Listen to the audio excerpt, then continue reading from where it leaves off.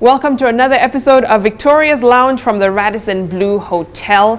Now, it's Mother's Day on Sunday, and we thought, why not for this episode to highlight the stories of an extraordinary league of women, mothers who raise children with special needs. You're about to hear their stories of pushing past the diagnosis, the stigma, to loving and raising their children as best they can. Let's meet them now and start the conversation. Winfred Mbade Mudhui is the proud mom of 4-year-old Angel Ndanu. In 2013, Winfred welcomed Angel into the world, who was born with cerebral palsy. Despite the challenges, Winfred says Angel Gabby, as she fondly calls her daughter, has brought love and light into her life. Esther Mungui is a mother of 2. Her eldest, 13-year-old Ian, was diagnosed with autism at the age of 2. Though finding a school for Ian that has holistic learning has been a challenge, Esther says seeing her son develop in so many other ways, particularly in singing, has been fulfilling. Ian's talent landed him on the Churchill show, where he did nothing short of wowing the crowd. Christine Mutena is mom to 2 beautiful girls. Both have rare genetic conditions that have caused developmental delays. This challenge inspired Christine to start a Facebook group that serves as a support base for parents and stakeholders caring for special needs children and creating a voice for the special needs community. Catherine Musembi never knew her eldest son Lemayan's diagnosis with cerebral palsy about 15 years ago would open the door to helping so many other special needs children. Now she is running a center called Therapies for Kids in its 6th year of operation. The lessons her son has taught her, as you'll soon hear, have inspired Catherine's mission to spread the message of love and acceptance for special needs kids. As usual, hashtag Victoria's Lounge is how you can chime into the conversation on social media. And on this one, I'm sure you'd love to give your comments and feedback. This show, I have to say, has been a long time coming. I really believe mothers who raise children with special needs work the hardest on God's green earth. And Catherine, let me start with you. Tell us about your son. I'm a mother to 3 children, and among them is a special needs boy. Yeah, Mayan is a beautiful boy, a hunk of a man. I met him, and yes, he is. Oh, yes, he is. Yes, he's 15 years old now. He was born with cerebral palsy from birth. Wow. Yes. So take us through your pregnancy, and was it normal? Were there any complications, anything that could have been an indication? Yes, Vicky, to a layman, any pregnancy would look normal. And for us, it was normal. So for us, it was that thing that we're all waiting for after, of course, the wedding and the pregnancy comes. So we are all waiting for this child. Everything was all right. I had a very active child. I remember, like, every time I'd go home in the evening and I'd talk to Mayan and he would really kick, right? So I remember, like, after some time, and he just stopped. It was very sudden. It was a weekend, and I remember Mayan just stopped playing. We stopped communicating. So I woke up and I remember telling my husband, George, I think the baby's not playing. So he said, no, I don't know, but I don't know much about that, but let me try. So talk to him, no, he was not playing. So I went to my doctor, and I said the same thing, doctor, the baby's not playing. Right. So I remember saying, is there anything else? I'm like, no, but the baby's not playing. Right. So he checked our baby, and he was not playing. So he said, okay, being a first mother, they get very fussy.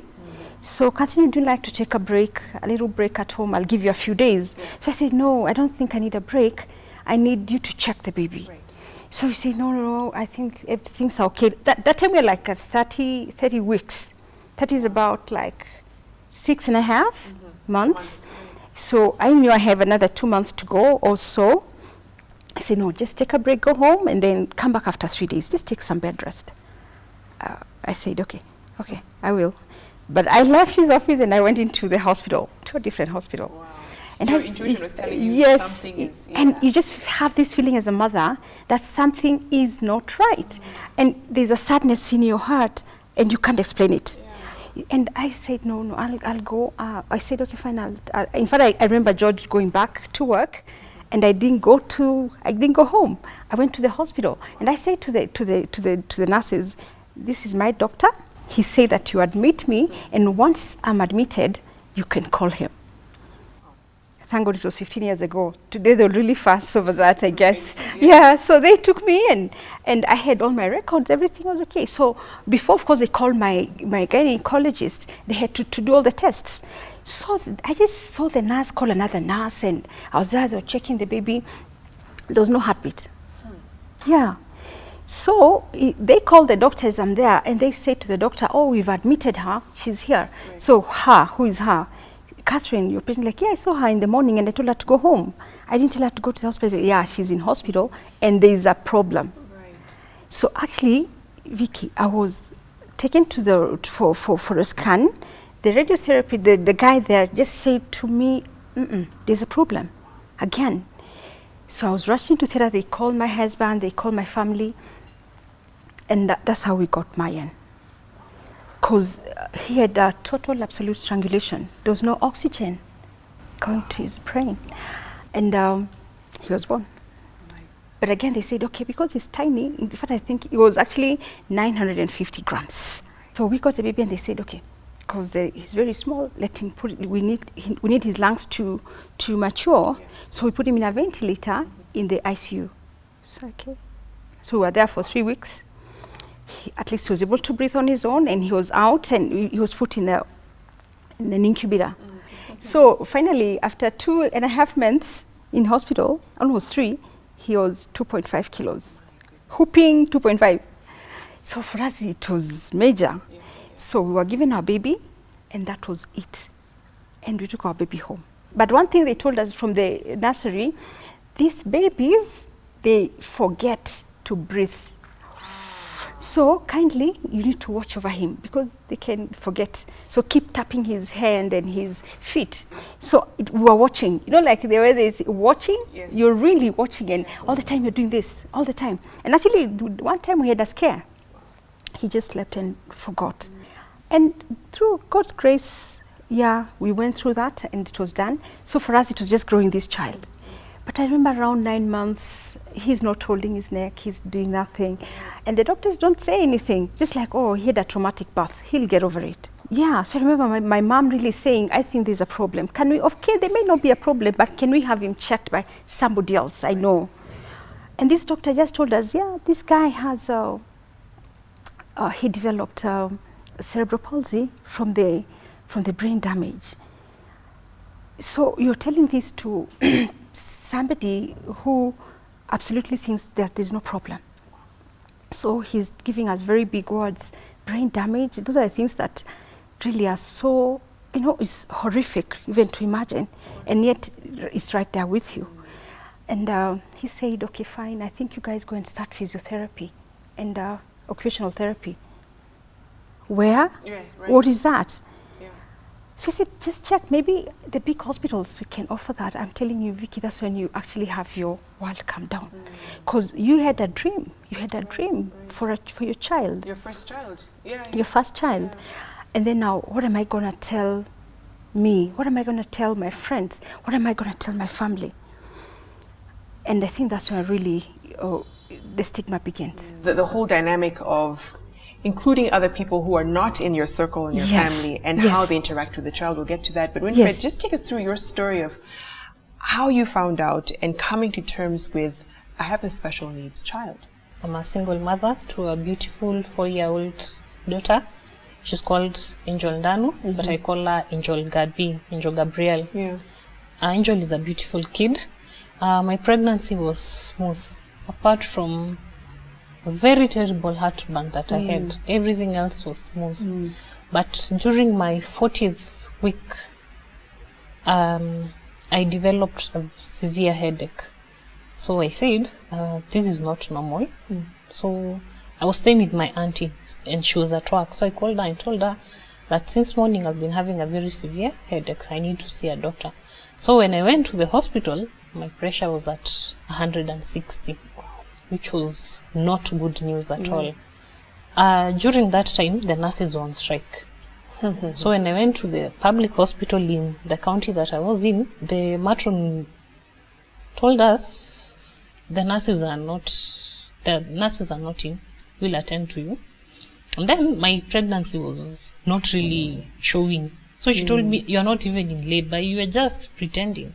Wow. So I tried explaining to her, I'm in labor, my pressure is at 160. So when I saw that these people are not helping me, I went to a private hospital, which did not admit that they were not able to manage the pressure. Wow. So they kept me there for 2 days, high pressure, were not able to manage it. On the third day, they decided to induce with my pressure still at 160. So when they induced, they were unable to manage the whole situation, and I had to be rushed to a bigger private hospital. On getting to this other hospital in Machakos now, the doctor said I can't feel the baby's heartbeat, and I knew that was the end of it. Somehow they managed to control the pressure, and I went into labor. I delivered naturally. It was not a C-section. And Angel came out. Then I said, wow, the baby's still alive. They're all running. They're all trying to resuscitate her. She didn't cry within the first 5 minutes. She cried after 5 minutes, some very faint cry. And since then, she has never cried again. That was the only time I had her cry. Yes. Wow. Then she was not able to suckle. So, and they had to put her on oxygen. She stayed on oxygen for around 10 days. Wow. The first day, she was okay. She was alive. She was okay. She was responsive. But when I went to sleep, the following day when I came, she wasn't moving, nothing, not blinking, moving the hands, the legs. She was just like in a coma on oxygen, being fed via tubes. So she stayed that way for 3 days. And I'm looking at her. She's the one who looks like she's the weakest in the baby unit. Everybody comes and says, hey, this baby, this baby. So it also got into me, and I'm like, this baby. So when my mom and dad came to visit me, I told the nurse, you'll have to let my parents see my kid, so that there'll be someone in this world who'll say I saw her child when she was still alive, because I think it's time that God takes her. Can't watch her go through this pain.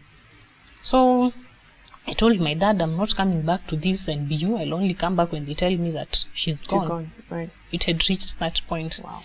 So I went, stayed in the ward. But around 5, that was on 11th of December, I said, well, let me go and clean this baby, give her some milk, so that if she goes, she'll see that I had a mother who loved me. Right. So I went, I did that. The nurse in charge left her file open, so I sneaked. And the terminology is severe baby, unresponsive. And no one had said anything to you. And you know, throughout that time, they're telling you, mtoto atapona. They're not explaining to you what is happening. And I was young, I was 21. So I was young shocked. mother. Yeah. So around midnight, the nurse told me, come back at midnight, we give her more milk. We were giving her milk, the nasal tubes.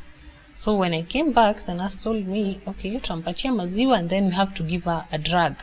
The veins in the hands had collapsed. They were using lining on the leg, a vein.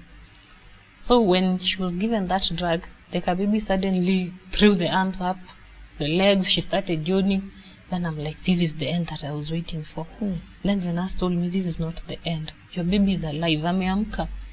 So within 10 days, she was out of oxygen. Now she was able to breastfeed. And then we were discharged. We went home.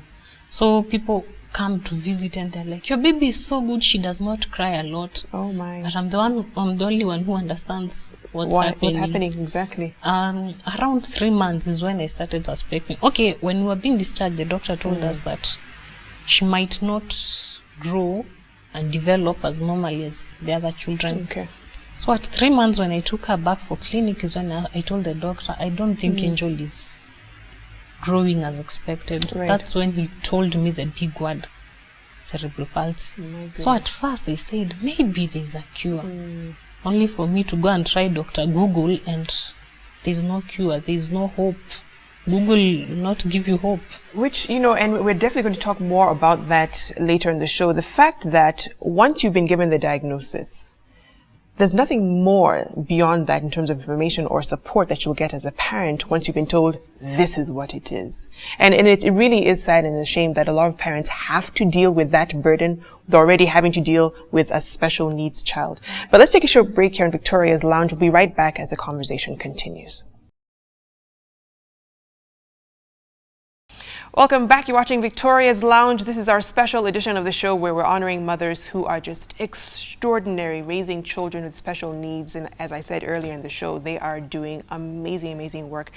They work a million times harder than the average mom, in my opinion.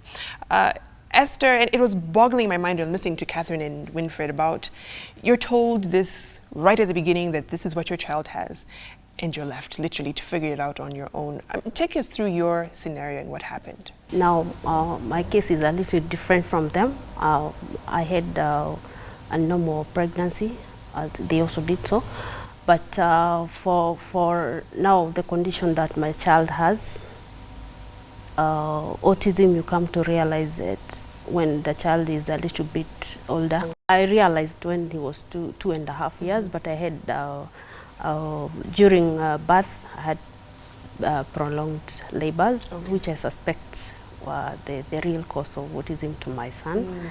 And it has been a tough journey, especially when you bring up a child who has developmental challenges. And for you, how did you come to terms with the fact that, okay, he's been diagnosed with autism? You said it was around 2 years old that you found out what was really happening with him.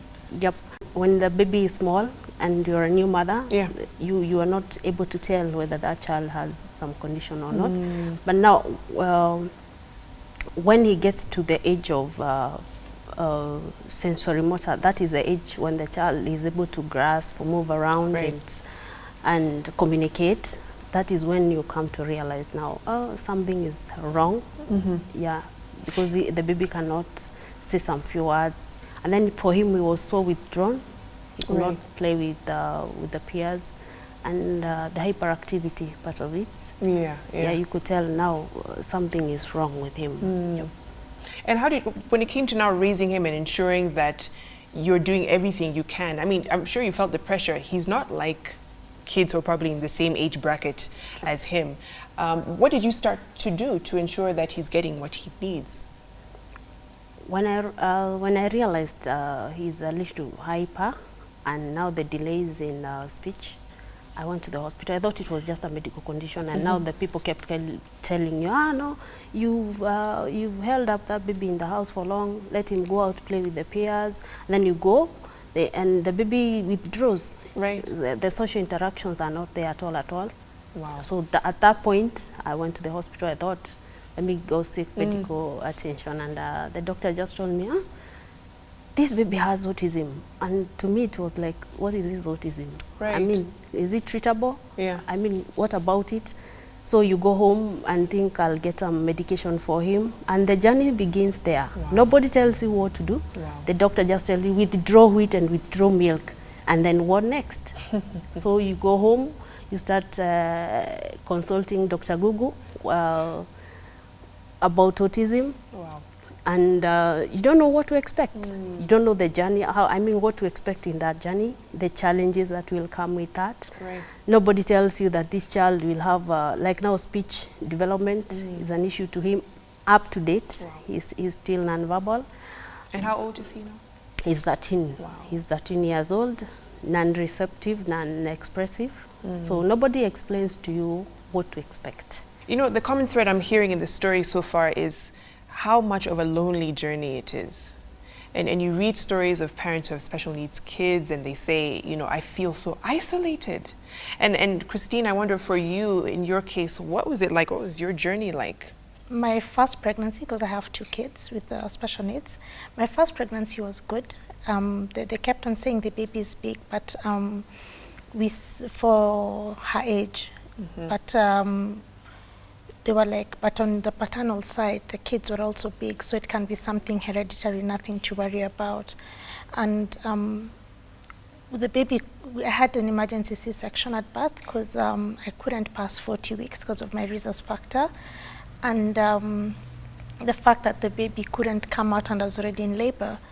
And when she came out, she went to HDU because I think she'd had herself trying to come out and stuff. And after one day, she was taken to the nursery and everything was fine. And the doctors told us, oh, she has this condition called hemihypertrophy, where one side is bigger than the other. And yeah, go home. Wow. And because of that, we used to see a neonatologist almost every month. Then we realized that her head was getting bigger, so she was diagnosed with a condition called hydrocephalus. And we did surgery at 4 months, and truth be told, when I gave out that girl to the theatre staff, I was broken, and I was like, this is not something a new mother should go through. And I think I decided I wasn't going to have any other kids because I wasn't going to go through that journey alone. And you see, they don't tell you, as these other ladies have said, they don't tell you the repercussions of having this condition or this diagnosis, because they didn't tell us what hydrocephalus can do to a child. So you see, you expect, like, once surgery is done, a normal life thereafter, but she started missing her milestones. She wasn't sitting, she wasn't crawling on time. We had to go through the whole occupational therapy, name it. And I was convinced, you know what, this is sporadic, it can't happen again, let's just get another child, you know. And because I really wanted more kids, I said, you know, what are the odds? So I went ahead, and the second pregnancy was monitored. I'm telling you, I think I had like 50 ultrasounds, you know, just to make sure, yes, it's not going to happen again. And trust me, it didn't. And when you are having the second, what do you call it, second surgery for the C-section, even I'm told the pediatrician was reading a magazine because it was expected for everything to go well. When the baby came out, it hit the fan, you know, and they were like, oh my God, she'd swallowed meconium. She was in ICU for like 5 days, HDU for another 5 days. And all this time, we were wondering, is this girl gonna survive? And the nurses used to tell me, don't worry, girls are fighters. They'll make it. Girls are fighters, don't worry. And we took her home and things became normal, and now we waited for her to grow. But remember, my firstborn also didn't hit the milestone, so I wasn't aware of when the milestones are. Till one of my best friends tells me, but your daughter is 6 months, but now she should be sitting down, or at least the head should be supporting. And I'm like, I have no idea. So we take her to the pediatrician, and the pediatrician is like, yeah, we need to start therapy, we need to start the same things. And then I remember one day the therapist calls me, because we used to have the therapist come home instead, because of the firstborn, we already bought the equipment, the standing aid, the walking aid, the ball. So I had a mini therapy in the house, equipment and stuff. So for the secondborn, the therapist used to come home. So he calls me one day and he's like, I think your child has Downs. And I'm like, you know what, I can't just ignore him, because my firstborn has a problem, and it wasn't genetic. Okay, because it could be genetic, but I cannot rule it out. I can't say he's not being serious. And since then, I used to work in the medical field. Yes. I asked my gynae, where can I get a genetic testing done? Because that would be the only way to be able to tell whether this is something that runs in the family. And when we did the genetic testing, which had to be taken to India, and it was costly, by the way, she came back with a chromosomal disorder, which is totally different from what her sister has, because her sister didn't have any chromosomal issues. And that meant delayed developments and you name it. And for me, I remember it was in August 2013 when I did that. And when I did the testing, and I'm like, I can't go through this again. It's enough. I went through it the first time, and I thought I was going to have another chance the second time.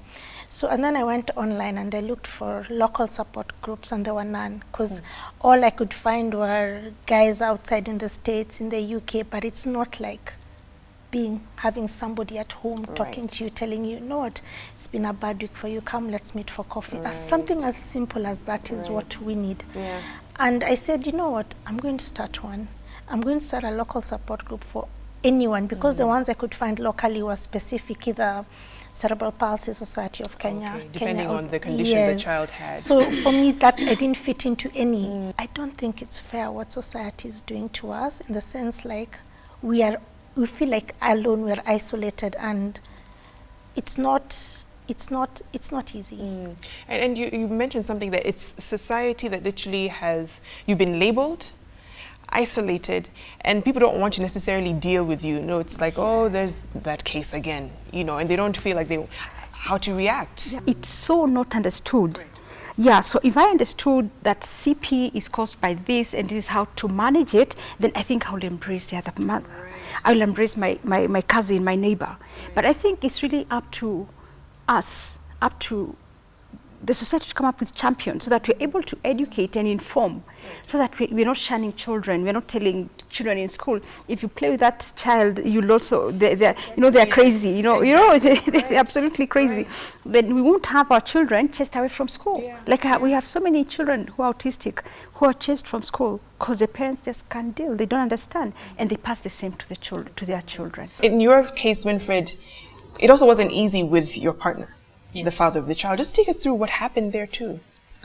When I got pregnant, he was not okay with it. The fact that we were both young, he was in his final years in campus, I was just starting, and his course was demanding, so he was not okay with it at first, the pregnancy. But I told him there's one thing that I cannot do, I cannot get rid of the pregnancy. Right. So we can go separate ways, but you can raise your child. So when she was born and she was sick, I called him. I told him, the baby was born, but she's sick. And he asked me, so what? I told you that I'm not interested in this. At 3 months, when I was told that the baby had cerebral palsy, he asked if we could meet. So we met in town. I went with my sister and the baby, but he was insisting that I should not go with the baby. So when I gave him the baby, he pushed her away. And then he told me, I'll go think about it and we'll come with our people to talk to your family. And I said, okay, let me give this guy a chance. After all, this is his child. So when I went home, he called and he told me, those nurses exchanged the baby. That's not even your daughter. And I was like, how is she not my child? Then I told him, if you're not interested in raising Angel, it's okay, I'll do it. My goodness. Yes. I mean, and that is why it is so important to raise this kind of awareness, because your story is not unique to you. There are several other special needs parents or parents with special needs children who tell me the same thing. My partner left, my spouse left because they could not handle what this meant, or even just the stigma. Yes. So this is something I'm sure we will definitely talk even part 3 of the show in terms of also raising awareness. You started a therapy center as well for special needs children, and just what that means in growing and building that community like you did, Christine, to create support for parents who have special needs children. Let's take a short break here in Victoria's Lounge. We'll be right back. Welcome back. You're watching Victoria's Lounge. Wow, it has been an emotional last session. It's unbelievable to hear the stories of Winfred, what you had to go through, but still your resolve and your strength is amazing. And I understand, because you need to have that to be able to raise Angel Gabby. Esther, we talked about the whole thing of isolation and feeling alone and no one really reaching out. How did you emotionally cope through this time? Because it's still a journey for you, and be able to still keep yourself together and also raise your son. It's been a very tough journey, especially when your child looks, so to speak, normal, like any other neurotypical child. Right. You go to malls and someone thinks that your child is misbehaving, or they are branded like you don't discipline your child. Sometimes they experience the meltdowns and they throw tantrums anyhow.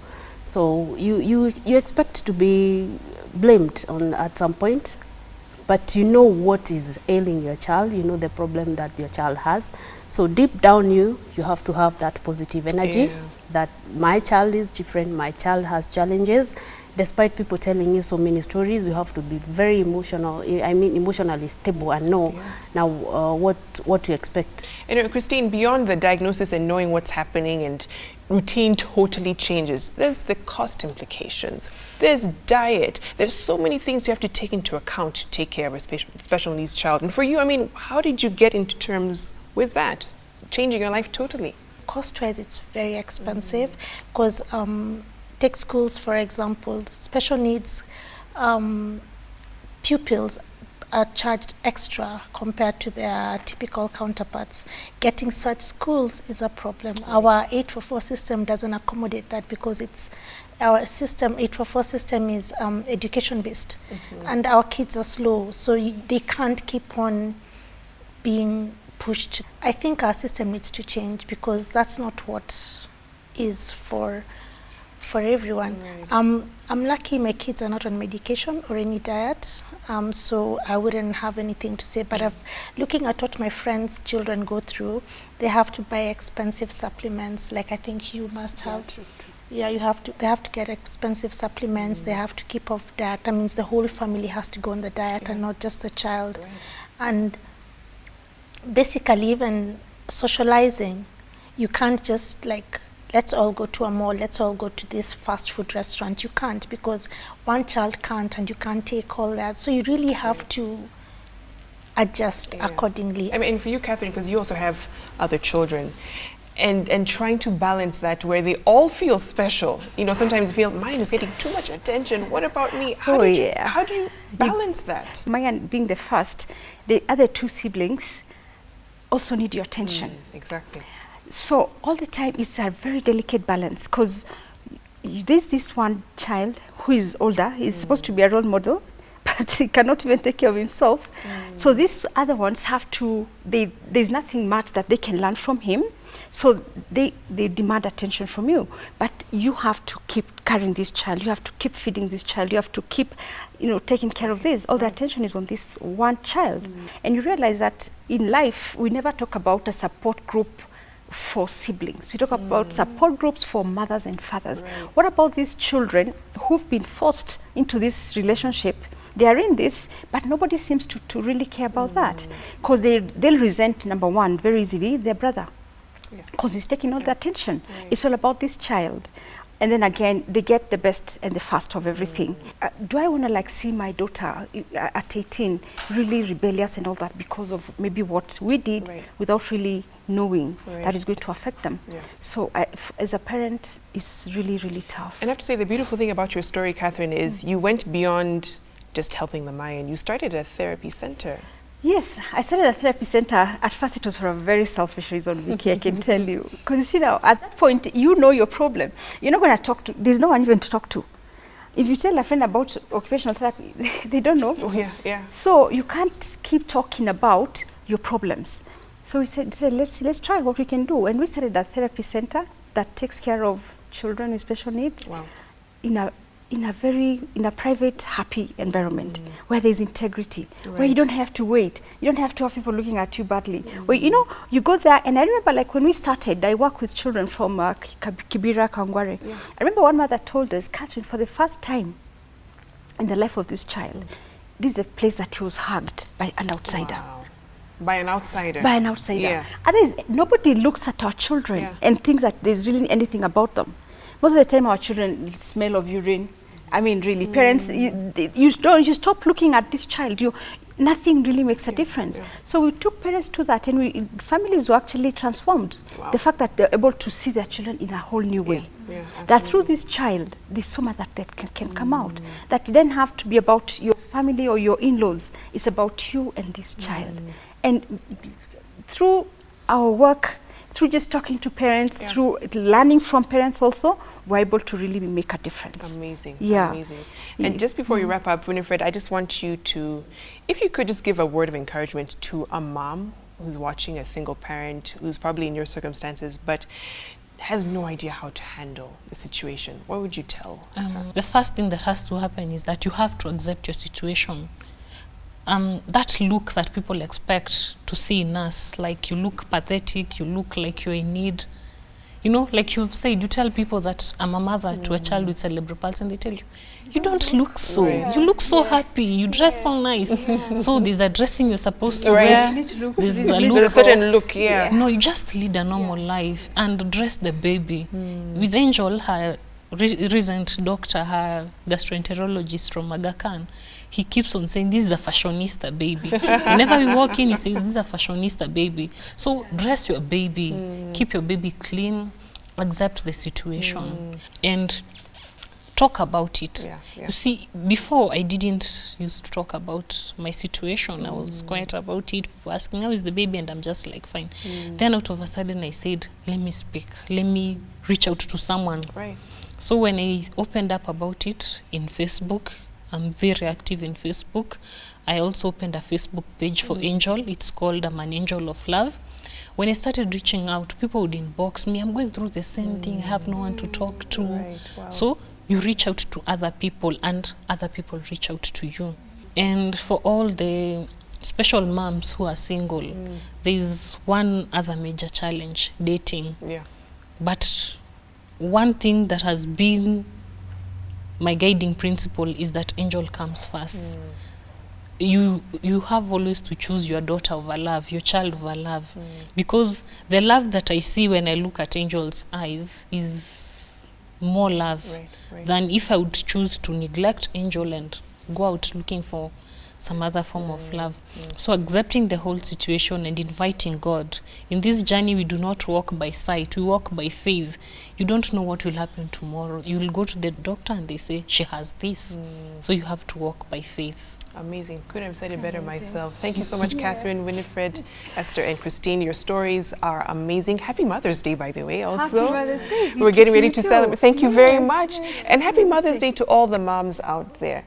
And please know that your investment to your children is not in vain. You are investing into your family, your society, the region, and even maybe the world. So if you have not said thank you to your mom today, ensure that you call her up, go over to her house and say thank you. She has done you a huge, huge service, a huge, huge favor, and you are indebted to her for the rest of your life. We all are indebted to our parents for what they've done for us. Thank you so much for watching Victoria's Lounge. I'm Victoria Rubadiri. Thank you to the Radisson Blu Hotel for hosting us. Have a wonderful night and send those messages of love to your moms out there. Have a wonderful evening.